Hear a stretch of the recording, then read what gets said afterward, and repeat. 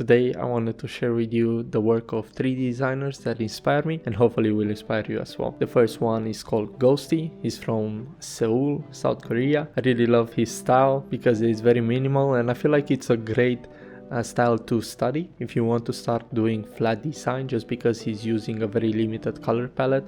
And even though the illustrations look a bit more realistic, he's still managing to keep it super simple and very impactful in its message. For example, for this project, he's using a lot of perspective work. So for example, it's like taking pictures with a very wide angle lens and then using that as inspiration to just create very interesting proportions. For example, look at the second one from the top. You can see that he uses perspective, for example, on the fingers, like having something closer to the camera lens makes it way more interesting.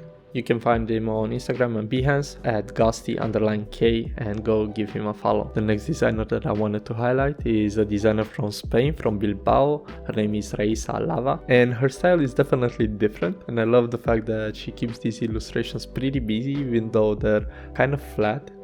But you can still see in her composition, even though it might seem a bit chaotic, most of her compositions are very symmetrical and pretty cool to look at. She's also known for working with bigger brands. So for example, this is a project that I particularly liked from Tour de France, where you can see some of her work and how it's being used for bigger projects. Make sure to go follow her Instagram and her Behance to see more of the work. And the last one for this video is Camila Rosa. I initially found her work through these amazing illustrations done for Nike Brazil, where she also brought them to life by creating some animation with it and also using them on Instagram as stickers. So you can find them on Instagram as stickers and use them if you want to. She does seem to have a lot of experience with that, just creating stickers for Instagram, and I feel like that's a great use case for doing these types of illustrations and something that you can try for yourself. One thing I haven't seen a lot of illustrators on Dribbble do are murals, but Camila is definitely into that, so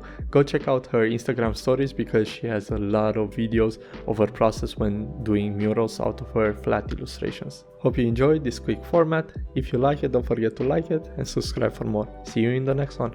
Bye!